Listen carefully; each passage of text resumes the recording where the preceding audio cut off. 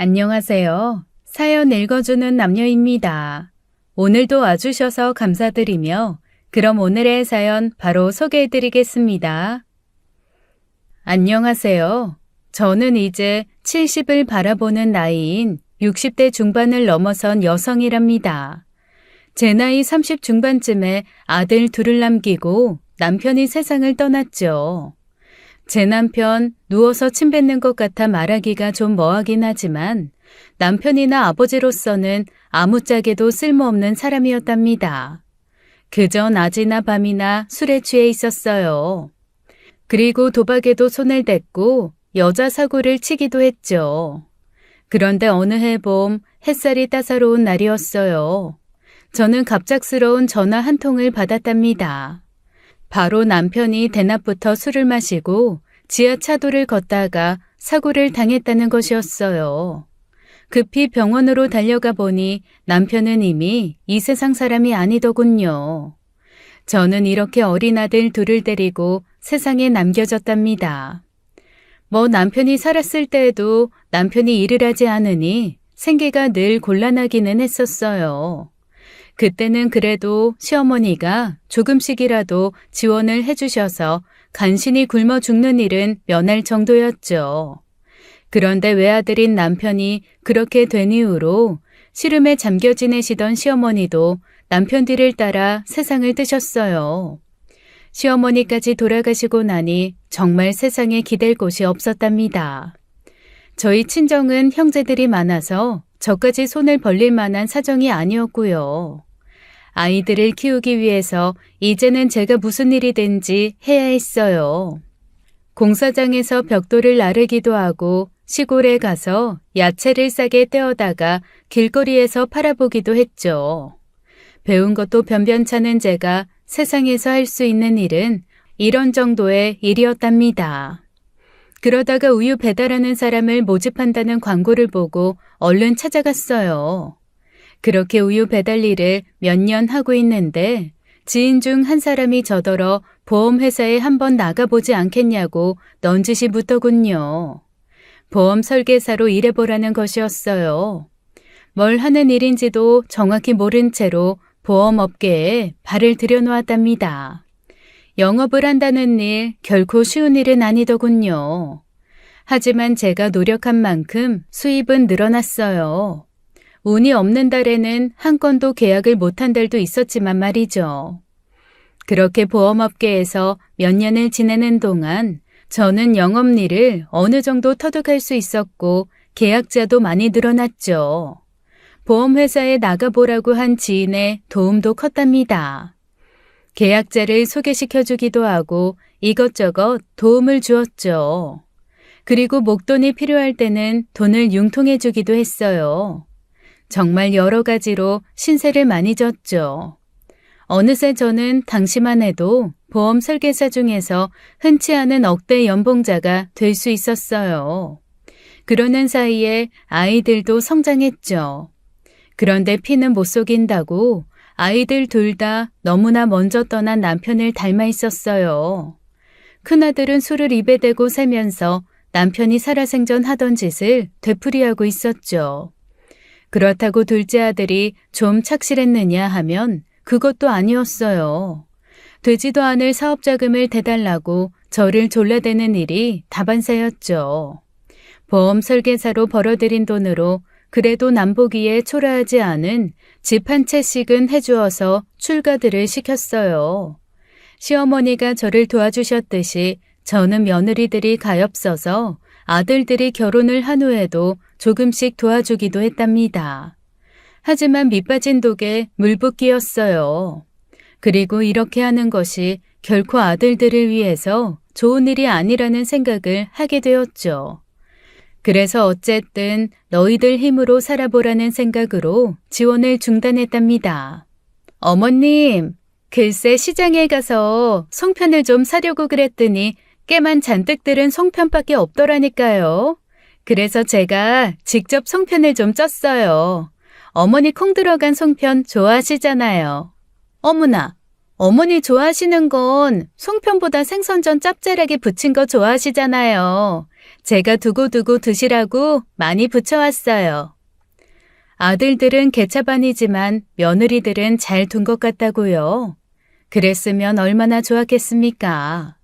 며느리들이 이렇게 저에게 다투어 잘하려고 노력하는 이유를 저는 잘 알고 있답니다. 그건 바로 제가 가진 재산 때문이었어요. 재산이라고 하기에는 많지도 않지만 저는 아들들 집 한 채씩 해주고도 제가 사는 작은 아파트와 강남 쪽의 평수가 좀 넓은 아파트 한 채를 가지고 있었답니다. 부창부수라고 며느리들도 아들들과 그다지 다르지 않았어요. 그러니까 그 아파트 두 채에 대한 상속분을 조금이라도 더 받으려는 아들 부부의 효도 경쟁이었던 거죠. 엄마, 여기저기 아프다고 하셔서 내가 큰맘 먹고 안마의자 하나 드렸어요. 하루도 거르지 마시고 하루에 1시간씩이라도 안마하세요. 안마의자요? 그건 한두 푼 하는 게 아닐 텐데 나중에 알고 보니 어디서 비싼 이자를 주어야 하는 돈을 얻어다가 사온 모양이었어요. 그러면 또 작은 아들도 질세라 다른 물량 공세를 벌이곤 했죠. 그런 것들이 정당하고 성실하게 일을 해서 진심으로 저를 생각해서 하는 일이라면 제가 왜 반갑지 않겠어요. 마음에도 없이 돈 때문에 하는 효도가 어디 효도인가요? 아무튼 큰아들, 작은아들 부부는 풀방구리에 쥐 드나들듯 저희 집에 드나들면서 갖가지 효도, 아니 아부를 하곤 했죠. 이런 일이 시작되고 몇 년 세월이 지나니까 제 마음도 거기에 따라 변하더군요. 처음에는 얘들이 왜 이러나 싶다가 나중에는 그 속셈을 확실히 짐작하고 분노가 치밀더라고요. 너희들도 이래저래 살기 힘들 텐데 나한테 신경 안 써도 된다. 지금은 내가 도와주지도 못하는데 이런 대접받기도 마음이 안 편하고. 에이, 엄마는 참. 아들이 엄마한테 효도하겠다고 하는 일인데 마음이 안 편할 게 뭐가 있어요. 엄마, 우리 키우느라고 고생 많이 하신 거 우리가 왜 모르겠어요. 야, 너 지난번에 엄마 드시라고 사온 한우 말이야. 그거 뭔가 속아서 잘못 사온 거야, 임마. 엄마 차에서 한동안 병원 다니신 게 그거 드시고 나서 그런 거란 말이야. 형, 그게 얼마짜리인지 알긴 하고 그래? 엄마 드시라고 최고급 한우를 횡성까지 가서 떼온 거라고. 그것 때문이 아니라 형수가 담가왔다는 김치 나도 먹어보니까 너무 짜고 맵고 하더라고. 젊은 사람들도 먹기 힘들더라니까. 뭐라고? 멀쩡한 김치 가지고 왜 시비야, 시비가? 어머 서방님, 그거 어머니 드리려고 재료도 제일 비싼 것들로 사서 제 정성껏 담가서 가져다 드린 거예요. 어머니 그때 체해서 편찮으신 건 아무래도 서방님이 좀 잘못된 한우 사다 드려서 그런 게 맞는 것 같아요. 이런 일이 제 눈앞에서 벌어질 때면 어디 가서 매를 가져다가 종아리라도 치고 싶었답니다. 나 체한 건 그래서가 아니라 너희들이 마음에도 없이 효도니 뭐니 한다고 하는 짓들 때문에 속이 안 좋아서 얹힌 거다. 그러니 그만들 하고 너희들이나 잘 먹고 살궁리들해. 먹을 거 집안에 차고 넘치니 버리게 하지 말고 이제 해오지 말아라. 그리고 나 아직 얼마든지 내 한 몸 먹고 사는 거 니들한테 기대지 않아도 살 수 있는 나이야. 그리고 저 안마의자도 내가 도로 팔 생각이다. 비싼 이자 주고 얻어온 돈으로 산 거라며 팔면 돈은 돌려주마. 저는 그 돈의 출처를 잘 알고 있었어요. 우리 동네에는 오래된 재래시장이 있죠. 재래시장에는 반드시 상인들을 상대로 돈을 빌려주는 돈놀이하는 사람이 있게 마련이고요. 주로 일수돈을 빌려주죠. 일수돈이라는 것의 이자는 상상을 초월한답니다. 20만 원 빌렸으면 일주일 후에 35만 원 갚아야 하는 경우도 허다했어요. 거기다가 상인들이라면 매일 현금을 만지지만 큰아들은 그렇지 않잖아요. 그런 돈놀이를 하는 사람들이 큰아들한테 돈을 빌려준 것은 큰아들이 제 이름을 팔았기 때문이었어요. 벌써 시장 상인들을 통해서 제 귀에 그 말이 들어왔답니다. 이런 식으로 지 애미 죽기도 전에 상속받을 재산만 생각하는 아들 녀석들에게 아주 쐐기를 박아주어야겠다는 생각이 들었답니다. 그래서 어느 날 아들들과 며느리들을 다 불러앉혀 놓고 차분하게 얘기를 시작했어요. 너희들, 지금부터 내가 하는 말 잘 들어라. 내가 지금 사는 아파트하고 강남 아파트는 이미 주인이 따로 있다. 다름 아니라 요양병원에서 찾아오는 자손들도 없이 누워 계시는 노인들을 위해서 기부할 생각을 나는 몇 년 전부터 하고 있었어. 그러니 이 아파트들 때문에 너희들이 이러고 있는 거라면 생각 일찌감치 접어라. 내가 이것들을 사회로 환원하기로 생각한 건 벌써 여러 해 전이니까 내가 힘들게 번 돈인데 보람있게 써야 되지 않겠니? 제 이 말에 일대 난리가 났죠. 어머나, 어머님, 자식들이 시퍼렇게 눈을 뜨고 살아있는데 왜 힘들게 버신 돈을 남을 줘요? 지금 저희들 떠보시려고 하시는 말씀이죠? 내가 왜 따순밥 먹고 쉰소리를 해? 너희들 나한테 돈 맡겨놨냐? 엄마, 재수씨 말이 맞아요. 자식들이 있는데 왜 알지도 못하는 사람들한테 엄마 재산을 다 넘긴다는 거예요. 엄마가 이러시면 저희들한테도 다 생각이 있어요. 뭐야? 생각이 있어? 너희들이 뭘 어떻게 할 생각인지 모르겠지만 나 하나도 겁날 거 없는 사람이다. 그리고 내가 영업을 수십 년 한 사람이야. 사람들 속 들여다보는데 아마 나만큼 선수도 없을 게다. 너희들 속이 아주 내 눈에 훤히 보여. 그 아파트 너희들한테 넘겨봤자 또 밑빠진 독에 물 붓기밖에 더 되겠니? 내가 콩쥐냐? 밑빠진 독에다가 물기로 붓고 있게? 그때 작은 아들 녀석이 갑자기 손바닥으로 탁자를 탕탕 때리면서 목소리를 높이더군요. 엄마 말대로 기부만 해보세요. 우리도 가만히 안 있어요.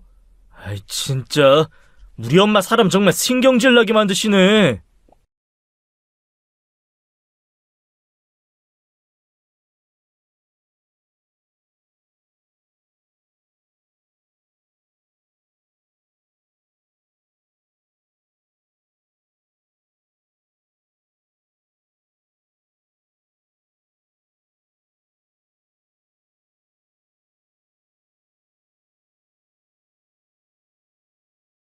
야, 임마.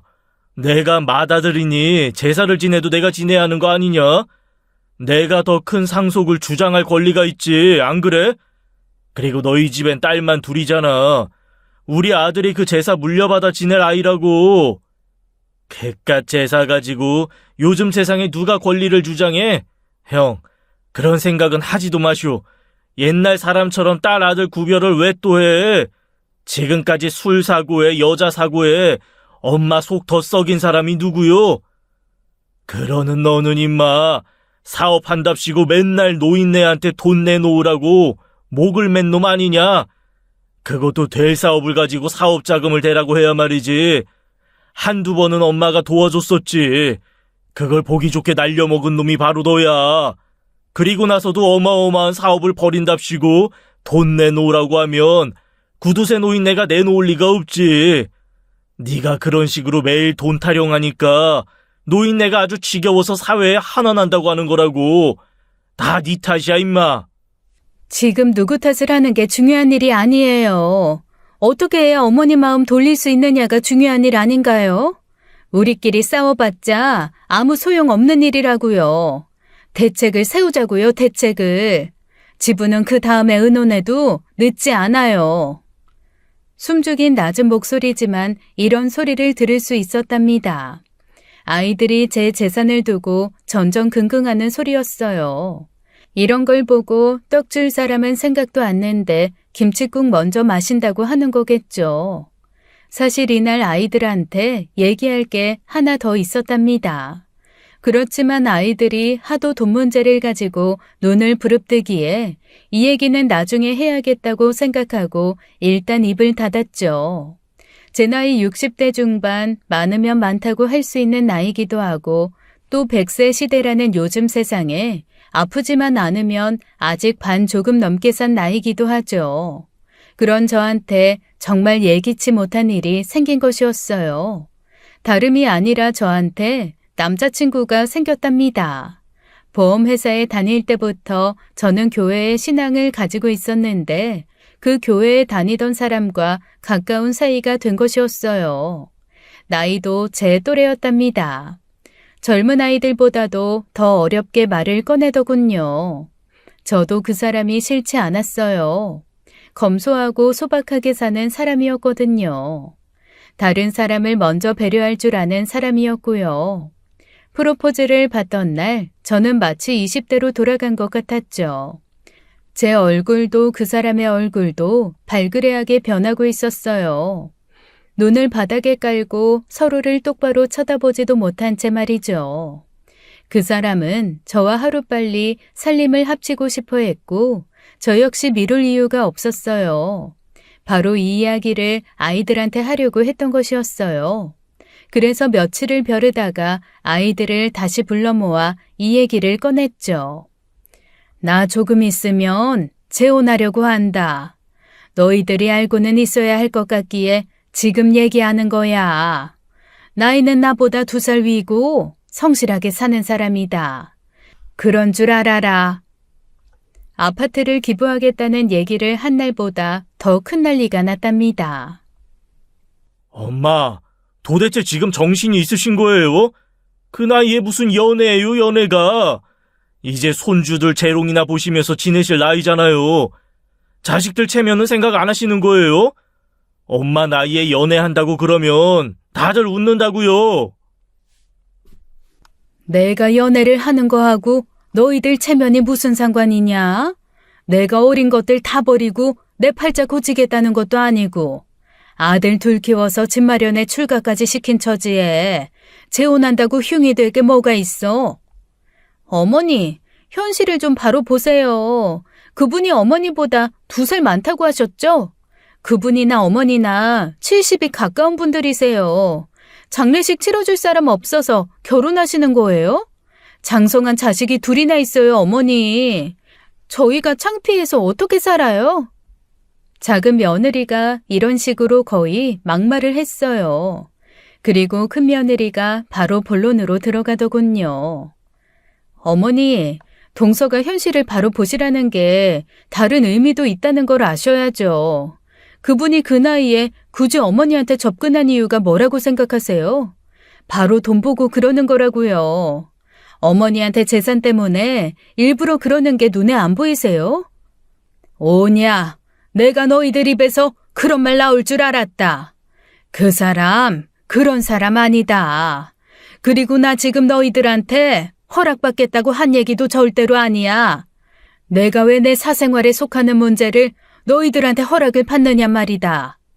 다만 가족으로서 얘기는 해야겠기에 그저 이야기 해주는 거야.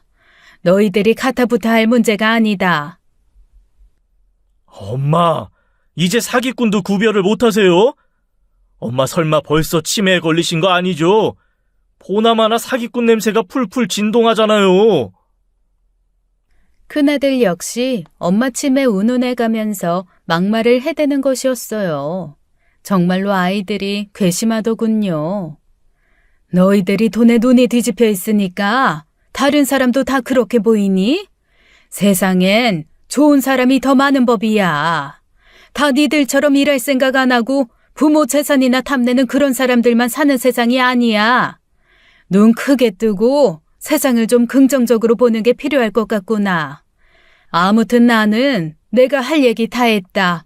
이 일에 대해서 더 이상 너희들 입에서 나오는 얘기는 듣지 않을 테니까 더 이상 왈가왈부하지 말아라. 엄마, 형이나 형수 말대로 사기꾼일 가능성 거의 100%예요. 그 사람이 엄마 눈을 흐리게 해서 엄마가 벌어놓으신 재산 먹어치우려는 심산이라니까요. 누가 보더라도 스토리 뻔하잖아요. 그걸 왜 그렇게 구별을 못하시는 거예요? 거참, 너희들이 더 이상하구나. 내가 분명히 아파트들은 요양병원에 기부하겠다고 말하지 않았니? 너희들 재산도 아닌데 왜 그렇게 신경을 곤두세우고들 그러는 거냐? 그 요양병원에서 우리 주기로 한 돈 아닙니까? 하면 모를까? 너희들이 무슨 권리로 내 재산에 대해서 이러쿵저러쿵이야. 어머니, 저희가 어머니 생각해서 드리는 말씀이에요. 그 사귄다는 분이 어머니가 요양병원에 기부한다는 걸 받아들일 줄 아세요? 제 생각엔 절대 아니에요. 그분한텐 기부 얘기 하신 거예요? 안 하신 거예요? 아직은 안 했다만 곧 할 생각이다. 그 사람도 불우한 이웃 돕는데 관심이 많은 사람이니 찬성해 줄 거라고 믿어 의심치 않고 있어. 내가 어디다 어떻게 쓰건 그야말로 사기를 당하건 도둑을 맞건 그것도 다 내가 알아서 할 문제다. 사기 당하고 나서 너희들한테 그 돈 물어내라거나 뒤처리 해달라고 얘기 안 할 테니까 너희들은 상관 말아라. 도둑이건 사기꾼이건 어쨌든 내가 좋아하고 결혼하고 싶어서 만나는 사람이야. 도대체 자식들 멀쩡하게 두고 그 기부 이야기는 언제까지 하실 생각이세요? 말 나온 김에 그 얘기도 좀 해요. 우리 엄마 자식들이에요, 자식들. 자식이든 부모든 내가 벌어놓은 내 재산 내가 알아서 쓰겠다는데 웬 참견들이 이렇게들 많어? 그리고 너희들 집담보로 대출 많다는 거 내가 다 알고 있어. 그만한 집 출가할 때 마련해줬으면 고맙다는 생각들을 해야지. 나한테 고마워하라는 거 아니다. 많은 사람들이 아파트 대출금 갚느라고 숨 넘어가는 세상이야. 그 걱정 안 하게 된 것만 해도 얼마나 다행이냐. 그런데 그 이상 무슨 돈이 그렇게 많이 필요해서 집들을 담보로 대출들을 받아 쓰고 그러냐? 나는 그걸 알고도 말 안 했잖니. 비록 내가 사준 집이지만 너희들 것이니까 그걸 처분하는 건 너희들 자유야. 내가 참견할 문제가 아니란 말이다. 내 문제도 마찬가지야. 너희들이 참견할 문제 아니다. 여기까지 하겠다. 더 이상 이 일에 대해서 아무 얘기도 하지 말아라. 제가 하도 단호하게 이야기하니까 아이들이 일단 집으로 돌아가더라고요. 하지만 쉽게 포기할 아이들이 아니라는 것을 저는 잘 알고 있었답니다. 아이들이 집으로 돌아들가자 갑자기 지나온 세월이 주마등처럼 제 머릿속을 스치고 지나갔어요. 아들 둘을 위해서 온전히 바친 세월이었답니다. 그런데 아이들 둘이 어떻게 저렇게 일찍 죽은 제 아버지만 닮았을까요? 저 아이들이 아주 어릴 때 죽은 사람이라서 제 아버지 얼굴이라도 기억할까 싶은 정도인데 마치 보면서 자란 아이들처럼 저희들 아버지하고 똑같이 행동하는데 정말 기가 막혔답니다. 이런 걸 바로 베네병이라고 하는 거겠죠. 배우지 않아도 피 속에 흐르는 그 무엇일 거예요. 어쩌면 저렇게 나를 닮은 구석은 하나도 없고 저희들 아버지만 닮았는지 모를 일이었어요. 여기까지 생각하니까 갑자기 눈물도 좀 났답니다. 그 고생을 하고 키운 아이들이 반듯하면 얼마나 더 보람이 있겠어요. 하지만 그 아이들 인생은 그 아이들의 것이겠죠. 제가 아무리 부모라고는 하지만 그 아이들이 사는 방법에 대해 미주알 고주알 참견할 권리는 없다고 생각한답니다. 괘씸하고 서러운 마음에 그 사람에게 전화를 걸었어요. 아이들한테 우리 얘기를 했더니 예상대로 펄펄 뛰더라고요. 내가 하도 단호하게 나가니까 지들 집으로 가긴 했는데 아마 이걸로 끝나지는 않을 거예요. 내가 그 아이들을 너무나 잘 아는걸요. 지금은 이해 못해도 결국엔 이해하게 될 거예요.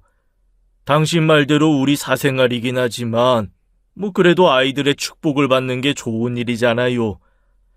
그냥 포기하겠다고 생각하지 말고 잘 이해를 시켜보도록 해봅시다. 남자친구가 말하는 대로 아이들의 축복을 받을 수 있다면 그보다 좋은 일은 없겠죠. 하지만 그 아이들 눈에는 남자친구가 오로지 돈만 보고 저에게 접근한 사람으로 보이는데 과연 아이들의 축복을 받을 수 있겠어요? 저는 고개를 가로저었답니다. 아니나 다를까 생각보다도 훨씬 빨리 아이들의 작업이 시작되더군요. 그 사람을 아이들한테 정식으로 소개시키기도 전에 벌써 큰아들이 왔어요. 엄마, 내가 교회 가서 말이죠. 그 양반하고 다른 여자 신도인지 누군지 하고 다정하게 같이 있는 것도 봤어요. 책 한 권을 사이에 두고 거의 머리가 맞닿겠더라니까요. 제가 보기엔 틀림없이 양다리예요. 제가 몰래 사진도 찍어왔어요. 보세요. 그 사람 성가대 부대장이고 여자분은 성가대장이야. 너희들은 남녀가 마주 앉아 있으면 무조건 바람이고 양다리로 보이니? 그 사람 욕을 할 게 아니라 큰애 너나 정신 차려라. 너 네 아버지 닮아서 술 마시고 여자 사고까지 치는 애 아니냐.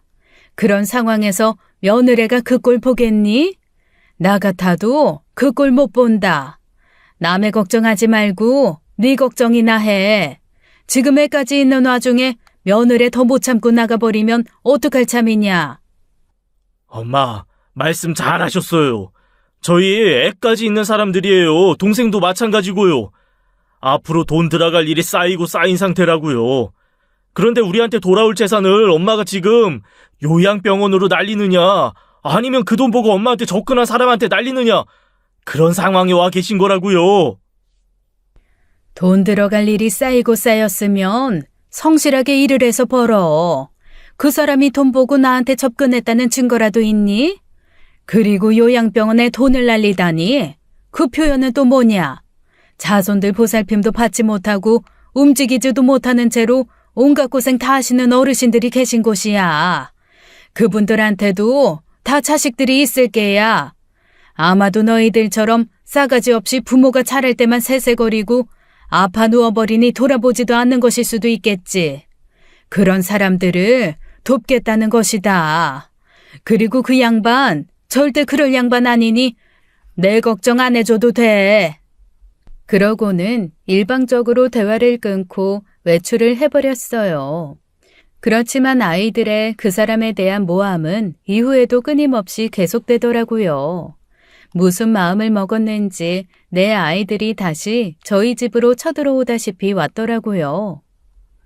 엄마, 알아봤더니 그 사람 이혼한 사람이더라고요. 이혼한 이유도 그 사람이 바람 피워서 그렇게 된 거래요. 거기다가 가정폭력까지 행사한 사람이라는 말이 있어요.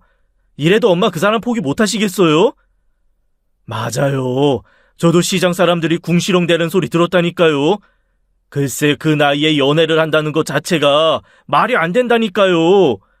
황혼 연애니 뭐니 말들은 좋게 하는데 불가능한 일이잖아요. 그러니 무리가 따를 수밖에 없죠. 정상적인 관계가 될 수 없다니까요. 너희들이 아주 나를 이미 무덤 속으로 들어간 사람으로 착각하고 사는 모양이로구나. 나 아직도 팔팔하다. 그리고 뭐든지 시작하기에 늦은 나이는 없는 법이야. 거기다가 사람 머릿속에 들어가는 재주는 너희들보다 훨씬 더 좋지. 너희들 머릿속에도 내가 들어앉아 있는데 다니기에 무겁지는 않니? 시장 사람들에게 그 사람에 대한 안 좋은 얘기를 퍼뜨린 사람이 아들들이라는 것을 저는 이미 알고 있었답니다. 시장 사람들과 저는 아이들이 어릴 때부터 수십 년 정을 이어온 사람들이었어요. 우유 배달도 하기 전에 배고른 아이들을 위해서 구석에서 야채 장사하는 저를 이래저래 도와준 사람들이기도 했죠. 그런 사람들과 저와의 정이라는 것도 아들들한테는 별거 아닌 걸로 느껴지는 모양이더라고요. 그 사람들에게 제 남자친구 이야기를 날조해서 퍼뜨리고 있다는 것을 시장 사람들이 다 제게 이야기해줬는데 말이에요. 이것뿐만이 아니었어요. 어느 날 하루는 작은 아들이 전화를 걸어서 저를 만나고 싶어하는 사람이 있다는 것이었어요. 엄마, 이분은 꼭 만나봐야 할 사람이라니까요. 엄마가 교회에서 그분 만나기 전에 이야기를 잘 아는 분이라고요. 얼른 나오세요. 작은 아들이 하도 보채길래 저도 나오라는 장소로 나가보았죠. 제 나이쯤 되는 여자분이 나와 있더라고요. 한눈에도 고생에 찌들어 있다는 것을 알 수 있었고요. 저 남창희 씨 전아내 되는 사람입니다. 아드님들이 와서 어머니가 위험에 처해 계시다고 해서 제가 굳이 이렇게 따라왔어요. 전 부인 되신다고요? 그럴 리가요. 제가 알기로는 절대 아닌데. 무슨 말씀 하러 오셨는지 모르겠지만 위험에 처해 있다고 하시는 말씀도 저는 영 못 알아듣겠네요. 저희가 그 양반 바람 피워서 이혼했고 가정폭력 이력도 있다는 거 말씀드렸었죠? 이분만큼 그 사정을 잘 아시는 분이 어디 있겠어요. 엄마가 또 다른 피해자가 되시지 않도록 저희가 모신 거고 이분도 그 사정을 아시고 오시지 못할 형편인데도 굳이 우리 부탁 들어주신 거라고요. 그 사람은 결혼 생활 내내 바람을 피웠어요. 그리고 저랑 아이들한테 폭력도 휘둘렀고요. 근데 이 사람들이 저한테 와서 그런 사람이 어머니를 속이고 있다더군요. 저 같은 피해자가 다시 생겨서는 안 되겠다는 생각에 어렵게 따라 나선 거예요. 저는 이 말에 배를 잡고 웃었답니다. 하하, 그 사람 얘기하고는 아주 딴판이네요. 그 사람이 이혼한 사람이라는 것은 저도 잘 아는 얘기예요. 근데 두 사람 얘기가 아주 다르네요. 부인 되시는 분이 다른 남자분하고 정분이 나서 아이들까지 다 놔두고 나가버렸다는 걸 제가 잘 알아요. 어떻게 이렇게 양쪽 이야기가 다를 수가 있죠? 그 사람 거짓말을 밥 먹듯이 하는 사람이에요. 제가 바람을 피우다니요. 전 그런 일 없습니다. 교회에서 그저 얼마 전에 만난 분이 뭘 하시겠어요. 전 그 사람하고 거의 30년 가까이 산 사람이에요. 저는 세상의 누구보다도 그 사람을 믿습니다. 여기까지 오시느라 고생 많으셨겠지만 대략 그림은 그려지네요. 우리 애들이 시키는 대로 말씀하시는 모양인데 그 애들 도와줄 만한 아이들 아닙니다. 내 자식들을 이렇게 이야기해야만 하는 저를 이해하세요. 이렇게 해서 제 남자친구의 전부인이라고 하는 여자를 돌려보냈어요. 그리고 아이들에게 말했어요. 너희들 하는 작태에 이제는 화가 나는 걸 넘어서 슬프기까지 하구나. 이렇게까지 해서 결국은 너희들이 상속분을 조금이라도 늘리고 싶다는 거냐? 그리고 그 사람에 대해서라면 니들보다 내가 더 속속들이 알고 있어. 너희들 지금 오로지 돈 때문에 사람을 모함해서 함정에 빠뜨리려는 모양인데 난 너희들이 저 여자분을 어디서 모셔왔는지까지 몰라도 적어도 니들이 사주했을 거라는 사실은 잘 알고 있다. 내가 말하지 않든 너희들 머릿속에 내가 들어앉아 있다고. 엄마, 30년 가까이 같이 살았다는 부인이 증언을 하는데도 모함이라고 말씀이세요? 그 과거에 대해서는 오직 그 양반의 말뿐 어떻게 살았는지 모르는 상황이잖아요. 그래서 저희가 수소문해서 전부인을 모시고 온 거라고요. 그 말까지 못 믿으시겠다는 거예요? 돈 때문에 세상을 거짓으로 살지 말아라. 돈만큼 사람 바보 만드는 것도 없어. 거기에 한번 혹하기 시작하면 사람이 돈을 다루는 게 아니라 사람이 돈에 휘둘리게 되는 거야. 지금 니들이 바로 그런 상태에 와 있는 것 같구나. 그런 애들한테 정신 차리라는 말도 통할 리가 없겠고. 나는 아까 그 전부인이라고 하는 여자가 한 말에 대해선 안 들은 걸로 하겠다. 부디 한 번 더 말하는데 돈 때문에 세상을 속이고 스스로를 속이지 말거라. 애미가 너희들을 위해서 해줄 수 있는 충고야. 잘 새겨들어라. 아이들이 마치 벌떼처럼 아까 그 부인의 말을 근거 삼아서 제가 속고 있는 거라고 발악을 하다시피 하더군요. 그런 아이들이 이제는 솔직히 가엾었답니다. 자신들만 성실하게 일을 하면 아무 일 없이 잘 살 수 있는 아이들이었어요. 한 가지만 물어보자. 너희들, 내가 요양병원에 기부하지 않고 그 돈을 너희들한테 준다면 특별히 쓸 데가 있니? 한번 얘기해 보려무나. 특별히 쓸 데가 있고 그 쓸 데가 정당한 것이라면 내가 생각을 바꿀 수도 있어. 이 아이들이 그 돈이 특별히 쓸 데가 있어서 이러는 걸까요? 아니요. 그저 돈 자체에 욕심을 내고 있는 거랍니다. 아이들은 얼른 대답을 하지 못했어요. 그러고는 아이를 키워야 된다는 둥 뭐 그렇고 그런 이야기만 하더라고요. 그런 아이들을 보고 저는 혀를 끌끌 차며 집으로 돌아왔답니다. 엄마, 이거 좀 보세요. 이 아저씨 어떻게 사는 분인 줄 엄마 아셨어요? 사진 보세요. 고시원에서 나오는 사진이고 고시원으로 들어가는 사진도 같이 있어요. 너희들 그럼 이 양반을 미행했단 말이냐? 도대체 누가 너희들한테 그런 일을 부탁했단 말이야? 엄마가 늦게 재혼하시는데 고대 광실로 가시는 것도 아니어도 적어도 엄마 재산 가지고 먹고 살아야 하는 사람한테는 가지 마셔야죠. 이것 보세요. 이 나이에 고시원에서 어렵게 살잖아요. 당연히 엄마 돈을 보고 접근한 거라니까요. 너희들은 그러면 가난한 사람은 연애도 못한다는 말이냐? 도대체 누가 너희들한테 그런 말도 안 되는 것을 가르치더냐? 나는 너희들 그렇게 키운 적 없다. 우리도 옛날엔 정말 없이 살았어. 이 엄마가 보험회사에서 큰 돈 만지기 전까지는 우리도 가난하게 살았어. 만일 너희들 결혼할 때까지도 우리 집이 가난했다면 니들은 연애도 해서는 안 되는 애들이었어야 했겠구나. 그러니까 며느리들은 집이라도 한 칸씩 해주니까 시집을 온 것이고. 경우가 다르잖아요.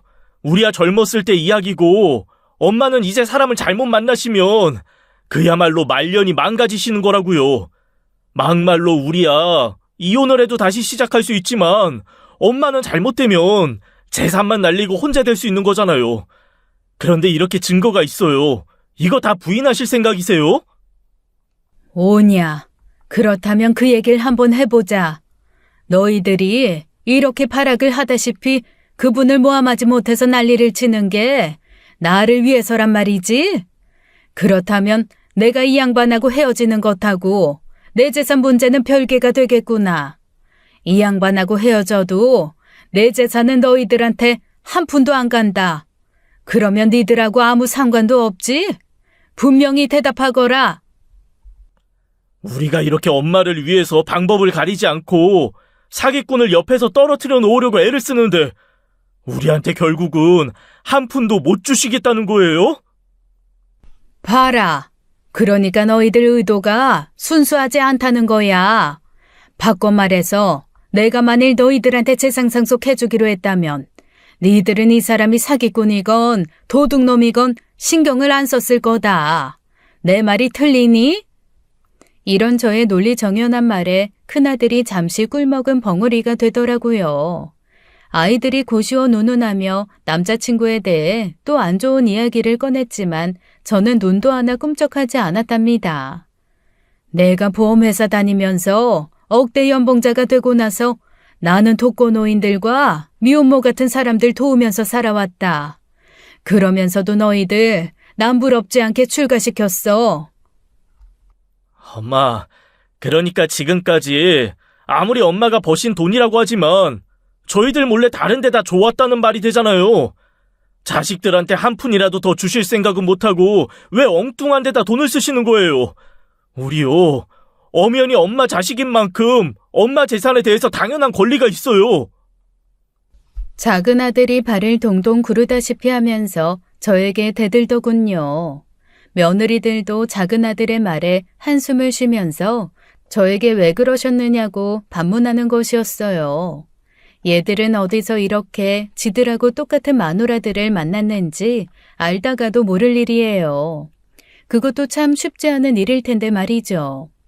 하긴 착한 며느리가 들어와서 아들들 때문에 속 썩고 사는 것을 보는 것보다야 어쩌면 더 나은 일인지도 모르겠다는 생각이 들더라고요. 나나 그 양반이나 이 사회에서 살았으면 가진 걸 사회에 돌려주는 걸 당연한 일이라고 생각한다. 나는 그 양반을 사랑하고 그 양반도 날 사랑하고 있어. 우리는 이미 나머지 세월을 같이 늙기로 약속을 했다. 고시원이 아니라 길에서 구걸하는 사람일지라도 그 신뢰는 깰 수 없는 거야. 저는 이렇게 단호하게 선포를 해버렸죠. 그런데 며칠이 지나지도 않아 아이들이 흥신소를 붙였는지 지들이 스스로 했는지 모르겠지만 우리를 따라다닌다는 것을 알게 되었어요. 왜냐하면 남자친구와 함께 요양원에 기부하기로 한 아파트에 갔었다는 것을 아이들이 알고 있었기 때문이죠. 그러니까 이 아이들은 결코 제 재산에 대한 생각을 포기한 적이 없고 그 일에 걸림돌이 되는 제 남자친구를 어떻게든 치워버리기로 작정한 것이었어요. 아파트에 같이 갔다는 것은 결국 그 아파트에 대한 그 사람의 권리를 일부라도 인정한 것이 아니냐며 아이들이 방방 뜨더군요. 저는 아이들의 이런 태도에 그냥 콧방귀를 날려주고 말았답니다. 그러고 나서도 아이들은 끊임없이 그 사람의 사진을 저한테 가져다 날랐어요. 어머니, 보세요. 구청 동사무소 등기소 이런 데를 이분이 왔다 갔다 하는 사진이잖아요. 이건 분명히 이분이 그 집에 대해서 뭔가 하려고 하시는 게 되죠. 이래도 모른 척 하시겠다는 거예요? 자식들이 이렇게 한 목소리를 내는데도요? 작은 며느리는 눈물까지 보이면서 제게 섭섭함을 호소하더군요. 아무튼 형네하고 우리하고 의논해서 결정한 것은요. 엄마가 그분하고 헤어지지 않는 한 부모 자식 간의 연을 끊고 손주도 못 만나시게 할 거예요. 그렇게 아세요. 부모 자식 간의 핏줄이 그렇게 간단하게 끊어지는 건 줄 아니? 그리고 그렇게도 연을 끊고 싶다면 니들 마음대로 하려무나. 다 큰 자식들에게 내가 이래라 저래라 해봤자 내 말이 먹힐 리도 없고 말이다. 연을 끊자고 하면 제가 자신들의 말을 들을 거라고 생각한 아이들은 이제 거의 이성을 잃은 것 같았어요. 서류를 들고 등기소까지 왔다 갔다 하는 것이 찍힌 이상 우리는 엄마가 속았다는데 이견이 없어요. 그러니까 엄마는 이제 선택을 하셔야 해요. 그 사람이냐 우리들이냐 양자택일하세요. 이번에 마지막으로 기회를 드리는 거예요. 신중하게 결정하세요. 뭐? 나한테 기회를 주는 거라고? 아이고, 무섭기도 하구나. 굳이 내가 양자택일을 해야 한다면 난 그 사람을 선택할 거야. 됐니? 나쁜 생각을 가지고 의심을 하기 시작하면 상대방이 아무리 진실해도 나쁘게 보이는 법이다. 제발 세상을 긍정적으로 넓게 보고 사람 보는 눈을 좀 키우거라. 자식들과 저는 일생에서 최고로 큰 말다툼을 하게 되었죠. 그리고 그 와중에 저는 한마디 더 아이들에게 쐐기를 박는 말을 해주었어요. 너희들이 그 사람 전부인이라고 데려온 사람이 그 사람하고는 아무 상관도 없는 사람이라는 걸 내가 너무나 잘 알아. 무슨 말인지 알겠니? 내가 그 사람 전부인까지도 알고 있다는 말이다. 아니, 알고 있는 것 정도가 아니라 여러 번 만나봤지. 그렇다면 니들이 데려온 전부인이라는 사람은 너희들이 어떻게든 일을 꾸며서 거짓말을 시키려고 데려온 것이겠지. 앞으로 한 번만 더 그런 연극을 꾸미면 너희들이 날 끊어내는 게 아니라 내가 너희들을 끊어내고 연락을 끊겠다. 그런 줄 알아. 이건 정말이었답니다. 사실 저는 그 사람의 전부인도 알고 있고 그 사람이 이혼한 내막까지를 모두 알고 있었어요. 그러니 우리 아이들이 데려온 그 사람의 전부인이라는 사람의 말을 듣고 웃을 수밖에 없었죠. 왜 돈을 받고 대역을 해주는 사람들이 있다잖아요. 결혼식 하객 대행부터 시작해서 애인 대행까지 다양하다죠. 바로 그런 사람이 아닐까 짐작이 되었어요. 물론 제가 이미 제가 가진 것을 사회에 환원하기로 결정한 상태였지만 아이들이 대역을 쓰면서까지 저에게 거짓을 늘어놓는 것을 보니 이제는 아이들에게 재산을 줄 수 없다는 것이 아니라 주어서는 안 된다는 생각이 들더군요. 아이들이 제 말에 조금 어리둥절하는 것 같다가 여전히 그 여자가 그 사람의 전부인이라고 거짓말을 계속하더군요. 엄마가 그 사람 부인을 봤다고요? 아이, 우리가 데려온 사람이 그 사람 전부인이 틀림없는데 무슨 말씀을 하시는 거예요? 저는 이제까지 아이들한테 그 사람과 제가 어떻게 만났는지 자세한 이야기를 해주지 않았죠. 제가 사귀는 사람이 있다는 얘기를 하자마자 바로 자식들 체면이니 뭐니 하면서 그 사람을 깎아내리고 모함하고 심지어는 대여까지 써가면서 거짓을 늘어놓는데 굳이 설명하고 싶은 생각도 없더라고요. 하지만 이제 이야기를 해줘야 할 시간이 왔다는 생각이 들더군요. 그 양반도 나처럼 공부도 변변찮은 분이다. 아내와 아이들을 부양하기 위해서 안 해본 일이 없는 사람이야. 그러면서도 그 사람은 날 도와주면서 살았다. 날 보험회사에 나가보지 않겠느냐며 이끌어준 사람도 그 양반이고 여기저기 계약자를 소개시켜주면서 살도록 도와준 사람도 그 양반이란 말이야. 아이들이 갑자기 웅성거리기 시작하더군요. 저는 계속 이야기를 이어갔어요. 내가 네 아버지를 어떻게 만났는 줄 아니? 바로 이 양반이 네 아버지를 내게 소개했던 거야. 그 이전에 이미 그 양반하고 나는 같은 교회를 다니고 있었고 네 아버지의 친한 친구였지만 네 아버지가 어떤 인물인 줄은 잘 몰랐던 모양이더구나. 하긴 남자는 결혼을 하면 감춰있던 본성이 드러나기도 하니까. 연애할 때까지만 해도 네 아버지가 그런 사람이라는 걸 몰랐지. 결혼하고 나서 네 아버지가 술에 흥청망청거리면서 도박에 손대고 여자 사고까지 치는 걸 보고는 내게 너무나 미안해했단다. 바로 그래서도 날 이리저리 도와주셨던 거야. 그분의 도움이 없었다면 나는 처음 하는 보험일이 너무나 어려웠을 거고 너희들 그만큼 힘들게 살아야 했을 거야. 당연히 이 양반의 부인도 잘 알고 있고 안면도 많지. 그런데 뭐라고? 어디서 듣도 보도 못한 여자를 데리고 와서 이혼한 전처라고?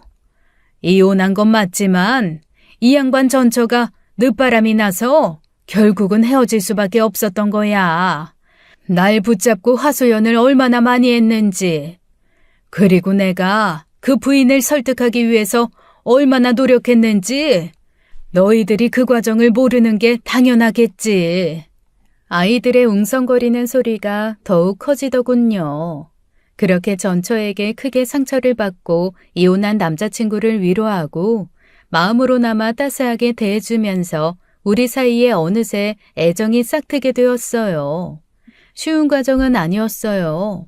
저 역시 남자에게 크게 대어본 사람이었고 그 사람도 그랬죠. 그래서 서로에게 망설이는 과정도 겪었답니다. 처음에는 그저 편하게 지금까지보다는 좀 더 친한 친구로 시작하자 했어요. 그래서 불편하지 않으면 서로 사귀는 사이가 되고 그것도 불편하지 않으면 남은 세월을 함께하자고 이야기가 되었던 거죠. 오랜 세월 남자친구의 도움을 받으면서 저는 그 성격을 잘 알고 있었답니다. 말할 수 없이 자상하고 배려가 넘치는 사람이었어요. 그리고 안 해본 일이 없이 사회를 겪으면서 이 사회에는 도움의 손길을 필요로 하는 사람이 많다는 걸 깨달은 사람이었죠. 바로 제가 생각하고 있는 것처럼요. 그리고 생활도 아주 검소하게 하는 사람이었어요. 고시원에서 먹고 자며 사업을 했답니다. 무슨 사업을 했냐고요? 그때 작은 아들이 흥신소에서 알아낸 정보를 들고 얼굴이 하얘져서 뛰어들어왔답니다. 고시원이 그 건물 자체가 다 그 아저씨 소유래요, 형수님. 큰아들 부부와 작은 며느리가 당연히 크게 놀랐죠. 그럴 리가요, 서방님. 흥신소에서 뭔가 잘못 알아낸 거 아니에요? 아니에요, 형수님. 그 아저씨가 하도 고시원에서 남루하다시피 사니까 재산 상태에 대한 조사는 일찍 할 생각을 못한 것 같아요. 그런데 갈수록 이상해서 조사해 보았더니 그 건물이 다 그 아저씨 소유라는 걸 알게 되었다는 거예요. 그 양반이 하는 사업이 바로 그 고시원 사업이다. 가게 몇 개를 빼고는 거의 다 고시원으로 가득 찬 건물 두 채를 모두 운영하고 계셔. 고시원 사업을 하니 자신도 고시원에서 먹고 살아야 한다고 생각하는 거야. 임대료도 저렴하고 시설도 좋다고 소문이 나서 많은 사람들이 입주하고 싶어하는 고시원이다. 고시원에 살러 들어오는 사람들 모두가 형편이 어려운 사람들이야. 그런 사람들한테 어떻게든지 좋은 환경을 비싸지 않게 제공하려고 많이 노력하고 있는 분이시다. 다른 부동산도 있지만 대부분 고시원 사업에 투자하면서 주거가 불안정한 사람들을 돕고 있는 분이야. 내가 독거노인과 혼자 아이 키우는 미혼모들을 돕는다면 이 양반은 바로 주거 불안정한 사람들을 돕는데 힘쓰는 분이란 말이다. 저는 정말이지 제 재산에 밖에 관심이 없는 우리 아이들에게서 절망 비슷한 것을 보았답니다. 그래서도 살아생전에 기부를 하려고 제 남자친구에게 필요한 뒷일을 다 부탁했던 것이었어요. 요양원과 미혼모 시설과 접촉하는 일부터 필요한 서류를 준비하고 처리하는 것까지 모두 남자친구가 알아서 해주었죠. 그걸 아이들이 흥신소를 붙여서 다 보았던 것이었어요. 먼 눈에는 뭐만 보인다고 아이들 눈에는 그게 저를 속여서 제 재산을 어떻게 해보려는 걸로 비친 것이었어요. 그러다가 결국은 저희들이 붙인 흥신소를 통해 고시원 건물이 남자친구의 소유라는 것까지 알아냈던 것이었죠. 남자친구도 역시 자신이 가진 재산을 생전에 기부할 수 있는 것과 사후에 환원할 수 있는 걸로 나누어서 저와 이미 의논이 끝난 상태였어요. 사실 제가 살고 있는 이 아파트도 처분해서 기부하기로 결정을 한 상태였답니다. 그리고 우리 두 사람은 고시원 중에서 조금 평수가 넓은 곳에서 잠만 자고 밥은 고시원 식구들이 먹는 것과 같이 먹고 살 생각이었어요. 어머, 저희는 그런 걸 당연히 몰랐죠. 어머니를 속여서 재산이나 뺏자는 사람이라고 생각한 건 다 어머니를 위해서였어요. 어머나, 아버님 되실 분이 그렇게 훌륭하신 분인 건 저희는 정말 몰랐어요. 지금까지 온갖 모함에 대여까지 등장시켜 저와 갈라놓으려고 했던 아이들이 이제는 안면을 바꿔서 그 사람을 아버님 되실 분이라고 부르니 제 속이 더욱 안 좋아지더군요. 그럼요. 다 엄마를 위해서였죠. 우리가 엄마하고 이 새아버지, 아니, 아버지를 앞으로 잘 모셔야죠. 그런데 기부를 하시는 것도 좋은 일이지만 저희도 어머니, 아버지, 자식들이잖아요. 상속에서 완전히 제외시키는 건 좀 그렇잖아요, 엄마. 전에도 말씀드렸지만 요즘은 애들 키우는데 돈이 얼마나 많이 드는지 몰라요. 엄마, 아버지가 좀 도와주셔야죠. 더구나 아버지 재산이 그렇게 많다고 하니까요. 저희한테 물려주시고도 뭐 기부 충분히 많이 하실 수 있잖아요. 재산이 많다는 걸 아니까 이제 와서 아버지냐? 너희들이 조금 전까지만 해도 이 양반을 죽일 놈 취급하지 않았니? 이제 와서 아버지라니 내가 생각해도 아주 간지러워 못 견디겠구나. 저도 애밀합니다. 왜 아이들에게 죽으면서 남은 재산의 일부든 전부든 나누어 줄 생각을 하지 않았겠어요. 큰 아파트는 기증을 하더라도 작은 아파트라도 팔아서 나누어 줄 생각을 처음엔 했었죠. 그런데 남자친구를 사귄다는 걸 이야기하자 이성을 잃고 그 사람을 제게서 떼어내려 하는 행동에서 정말 실망을 넘어 절망이 느껴지더군요. 그래서 아이들이 일찌감치 포기하게 하려고 지금 살지 않는 곳부터 미리 기부하기로 하고 자식들에게 상속을 하지 않을 것이라고 결심했던 거예요. 황혼연애라는 것이 할 만한 것이기도 하네요. 새아버지 되실 분이 그렇게 마음이 좋으신 분이라니 저희들도 좋아요. 마음이 좋으면 너희들한테 그분 재산이 하나라도 돌아갈성 싶으냐? 일찌감치 포기하거라. 그런 마음을 그분이 갖기도 했지만 내가 포기하게 만들었어. 어려운 가운데서도 너희들 배 안 골리려고 노력했고 너희들이 공부에 뜻이 없어서 그렇지 이름 없는 대학이라도 보냈다. 그리고 출가할 때 초라하지 않은 집 한 채씩은 다 해서 보냈어. 부모로서 그 정도 했으면 할 일은 다 했다고 본다. 그 이상은 이제 너희들 몫이야. 너희들이 내 재산도 모자라서 그 양반 재산까지 탐을 낸다면 그건 이미 인면수심인 거다. 그런 일은 손톱만큼도 기대하지 말거라. 아이들을 쫓아내다시피 돌려보내고 나서 남자친구와 연락을 해 만나기로 했죠. 아이들한테 우리 생각을 분명히 얘기했어요. 그래도 포기하는 눈치는 아니었지만 내 생각은 변함이 없어요. 그래도 자식들이잖아요. 기부를 할 때 하더라도 조금이라도 그 아이들에게 상속을 합시다. 그 아이들이 그렇게 상속을 바라고 있다니 말이에요. 그래야 당신 마음도 편하고 내 마음도 편할 것 같아요. 당신을 내 재산이나 뺏으려고 하는 불안당 취급을 하면서 온갖 모함에 연극까지 다 버린 아이들이에요. 당신 정말이지 착한 거예요? 아니면 바보인 거예요? 나는 절대로 내 마음 바꿀 생각 없어요. 마음 불편할 일 절대로 없으니 당신도 그런 생각은 접어두세요. 내 마음이 처음서부터 이런 게 아니라 애들에 대한 실망에서 비롯된 거라고요. 남자친구가 몇 번 더 아이들에게 일부라도 상속을 하자고 저를 설득했지만 저는 여전히 완강했답니다. 엄마하고 새아버지 결혼하시면 고시원에 가서 사신다면서요. 우리가 엄마랑 새아버지 모실게요. 제가 맏아들이잖아요, 맏아들. 두 분 돌아가시면 제사 모실 사람이에요. 어떻게 그렇게 돌아간 네 아버지하고 너희들이 한치도 다른 게 없는지 정말 모를 일이다. 베네병이라는 게 정말 있는 모양이야. 이것도 집안 내력이로구나. 돌아가신 네 할머니가 할아버지 때문에 고생 많이 겪으셨지. 그땐 그래도 집안에 재산이라도 좀 있었다. 네 아버지 때문에 다 까먹기는 했어도 말이야. 아참, 너희들 입으로 말했지? 그 양반하고 너희들하고 양자택일 하라고 말이다. 다시 얘기하마. 나는 그 양반을 택하기로 했으니 너희 말대로 연을 끊어야겠지. 그 다음 얘기는 아들들의 이웃에 사는 시장 사람들을 통해서 들은 이야기랍니다. 두 아들 간에 싸움이 시작되었다는 것이었어요.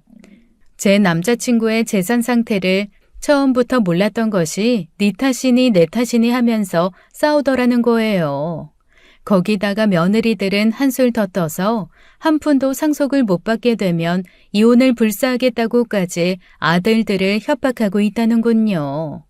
단순한 협박이 아니라 큰 며느리는 다툼이 심해지면서 친정으로 가버렸다죠. 저와 남자친구는 기부할 재산의 범위와 기부할 곳에 대해서 자식들에게 자세히 통보해서 한 번 더 확인시키고는 재산 분쟁에 대해서 쐐기를 받고 말았답니다. 결국 아이들은 한 푼도 못 건지고 물러설 수밖에 없었죠. 저와 남자친구는 지금까지처럼 검소하게 살면서 몸이 움직이는 한 도움이 필요한 곳을 다니면서 봉사활동을 하기로 굳게 약속했어요. 그리고 아들과 며느리들을 부르지 않은 채로 교회에서 조촐하게 결혼식을 치렀습니다. 우리는 이렇게 남은 여생을 함께하기로 약속을 하고 신혼생활을 시작했답니다. 물론 약속대로 우리는 고시원 사업을 지금처럼 주거가 불안정한 사람들을 돕는 목적으로 운영하면서 필요한 곳에 도움의 손길을 주기 위해 노력하면서 살죠. 이런 삶이 얼마나 행복한 건지 과연 우리 아이들이 알기나 할까요? 그래도 내 속으로 낳은 자식들 제발 조금이라도 깨달아 주기를 바랄 뿐이랍니다. 큰 기대는 하지 않지만 말이에요. 지금까지 재산 상속을 둘러싼 우리 아이들과 저, 그리고 이제 남은 인생의 반려자가 된 제 남편에 대한 이야기를 들려드렸어요. 사연 들어주셔서 감사합니다.